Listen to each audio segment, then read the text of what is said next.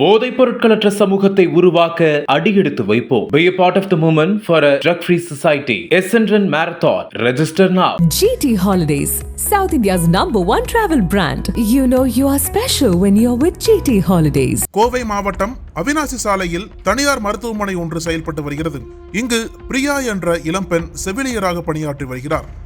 இந்த மருத்துவமனை வளாகத்தில் பணியாளர்களுக்கான விடுதியும் இருக்கிறது. வெளியூரை சேர்ந்த பிரியா அந்த விடுதியில் தங்கியிருந்து தனது பணிகளை மேற்கொண்டு வந்துள்ளார்.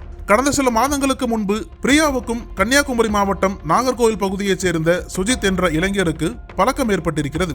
இந்த பழக்கம் நெருக்கமாக மாறி இருவரும் காதலித்து வந்ததாக சொல்லப்படுகிறது. காலப்போக்கில் சுஜித்தின் நடவடிக்கைகள் பிடிக்காததால் பிரியா அவருடன் பழகுவதையும் பேசுவதையும் தவிர்த்து வந்ததாக கூறப்படுகிறது. ஆனால் தனது காதலியை கைவிட மனமில்லாத சுஜித் அவரை செல்போனில் தொடர்பு கொண்டு தன்னை காதலிக்குமாறு வற்புறுத்தியிருக்கிறார். இதனால் இருவருக்கும் இடையே அடிக்கடி தகராறு ஏற்பட்டு வந்துள்ளது. இதற்கிடையில் சுஜித்திடம் பேசுவதை முழுமையாக நிறுத்த வேண்டும் என்பதற்காக அவரது செல்போன் நம்பரை பிளாக் லிஸ்டில் போட்டதாக சொல்லப்படுகிறது. ஆத்திரமடைந்த சுஜித் கடந்த 2ஆம் தேதியன்று நாகர்கோவிலில் இருந்து புறப்பட்டு கோவை அவினாசி சாலைக்கு வந்திருக்கிறார். நேராக தனியார் மருத்துவமனையில் உள்ள மகளிர் விடுதிக்குள் வந்த சுஜித் அனுமதி இல்லாமல் உள்ளே நுழைய முயற்சி செய்துள்ளார். அப்போது அங்கு பாதுகாப்பு பணியில் இருந்த விடுதி காப்பாளர் சுஜித்தை தடுத்துள்ளார். ஆனால் அந்த இளைஞர் அவரை கடும் சொற்களால் பேசி கீழே தள்ளிவிட்டு உள்ளே சென்றுள்ளார். அந்த சமயத்தில் விடுதி வளாகத்தில் இருந்த பிரியாவிடம் கடும் வாக்குவாதத்தில் ஈடுபட்ட சுஜித் தான் மறைத்து வைத்திருந்த கத்தியால் அவரை குத்த முயன்றுள்ளார். பதறிப்போன பிரியா அங்கிருந்து தப்பிச் செல்லும் போது அவரது கைகளில் வெட்டு காயம் ஏற்பட்டிருக்கிறது. சம்பவ இடத்திற்கு வந்த விடுதி காப்பாளர்கள், மருத்துவமனை காவலாளிகள் உள்ளிட்டோர் சுஜித்தை பிடித்து ரேஸ்கோர்ஸ் காவல் நிலையத்தில் ஒப்படைத்தனர். இச்சம்பவம் குறித்து விடுதி காப்பாளர் அளித்த புகாரின் அடிப்படையில் சுஜித்தை கைது செய்து சிறையில் அடைத்தனர். இந்த விவகாரத்தில் போலீசார் மேற்கொண்ட முதற்கட்ட விசாரணையில் பிரியாவும் சுஜித்தும் சில ஆண்டுகள் காதலித்து வந்துள்ளனர். பிரியா திடீரென தன்னுடன் பேசுவதை நிறுத்தியதால் ஆத்திரமடைந்த சுஜித் இந்த கொலைவெறி தாக்குதலில் ஈடுபட்டது தெரிய வந்தது.